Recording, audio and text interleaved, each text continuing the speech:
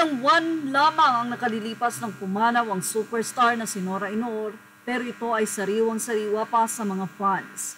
Hindi nagmamaliw ang kanilang pag-alala sa nasabi nga pong superstar na si Nora Aunor. Napakatindi din ng pag-alala kay Nora ng kanyang mga fans, pati nga ang ibang artikulo sa ibang bansa ay nailathala pa ito, pati na rin ang ibinigay na pagkilala at parangal sa pagpanaw ng superstar na isa rin sa itinuturing na national artist. At nito lamang ay nagsalita na si Matet sa mga nagsasabi na naghihirap daw si Nora nung ito ay nabubuhay pa. Dito ay tinuldukan na nga ni Matet kung ano nga ba ang tunay. Si Nora nga ba ay naghihirap? At ano ang rason?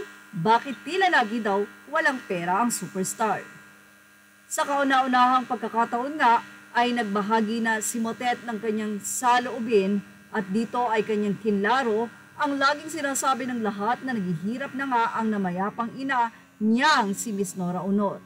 Isa dito sa napag-usapan nila Matet at ng financial guru na si Chinkitan sa YouTube channel nito ay ang nasabi nga daw na si Nora Aunor ang kanyang ina ay naghihirap na. Narito po ang naging pahayag ni Matet. Aniya, alam mo, iklaro lang natin sa mga tao, total nandito naman na tayo. Inaano nila ang mami ko. Kinakana nila ang hirap. Purita nga ang nanay ko, alam niyo kung bakit. Ang mami ko kasi parang paid before or pay after pagdating sa taping. Si Sir Mami ko, papalitan niya yung mga tao or palalapitin niya yung mga tao, yung sweldo niya sa bag, ibibigay niya sa staff. Bukod sa staff, ibibigay niya yung pera niya sa staff. Hindi ito usapang 300 pesos ha, 2,000 o 1,000 sabay magmumwestra pa ito at pinapapila din ang mga tao, cameraman, lahat ng staff. Patuloy ng kwento ni Matet. Yung mga bata nakikita niya sa set na nanonood sa taping, papipilahin niya yan. Bibigyan niya. Paanong hindi mauubusan ng nanay ko? Itinutulong niya nga ito sa tao. Ang thinking ng nanay ko, okay lang ako na wala, pero sa iba, ay dapat meron sila. Tinanong tuloy ni Chinky, pero hindi lumabas yon. Hindi alam ng tao. Ayan ang alam nyo na dahil sa interview, diba? Sana bago mapintasan yung nanay ko na mahirap, bago mapintasan o mapuna yung nanay ko na walang nangyari sa kanya at hindi man lang nakapag-invest, hindi man lang diba? Tao muna, kaibigan muna, tutulungan bago siya. Yan ang explica ni Matet. Balik tanong ni Chinky, paano yung mga bahay New Manila, mga properties, ang lalaki ng mga value niyan? Well, more on siya Hindi kami palabili ng bahay. Natawa more on upa si Mami kasi may mga something siya na hindi ko na maayos yung bahay, nananawa na ako sa itsura ng sala. Hanap ka na ng bago, yan ang sasabihin daw ng nanay niya. May mga panahong hindi pa namin na-unpack yung mga figurines niya, mga gamit ni Mami, lilipat ulit kami. May ganon na mabilis siyang manawa. Yung vibe ng bahay niya, yung kwarto niya, lahat ng inupahan pag hindi niya trip, lilipat na kami. Nagulat din si Chinky sa mga nalaman na iyon na naghihinayang siya sa pangyayari. In other words, wala ring nagturo sa kanya tungkol sa pera.